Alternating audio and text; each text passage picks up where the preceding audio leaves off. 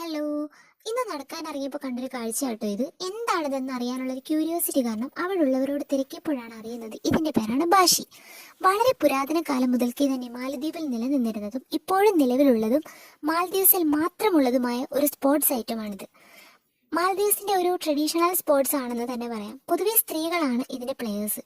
ഇപ്പോൾ മാൽദീവ്സിലെ national game എന്ന് പറയുന്നത് ഫുട്ബോൾ ആണ്. പക്ഷേ അത് നിലവിൽ വരുന്നതിന് വളരെ കാലം മുൻപ് തന്നെ ബാഷിയായിരുന്നു ഇവിടുത്തെ നാഷണൽ ഗെയിം.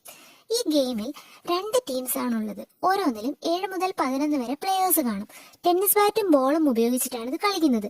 പണ്ട് കാലത്ത് ഓല മേഞ്ഞുണ്ടാക്കിയ ബാറ്റും ഓലപ്പന്തും ഉപയോഗിച്ചിട്ടായിരുന്നു ഇത് കളിച്ചുകൊണ്ടിരുന്നത്. ബാറ്റ് ഉപയോഗിച്ച് ബോൾ ഇതുപോലെ തട്ടിക്കൊടുക്കണം. എതിർ ടീം ബോൾ ക്യാച്ച് ചെയ്താൽ ബാറ്റ് ചെയ്യുന്നയാൾ ഔട്ടാകും.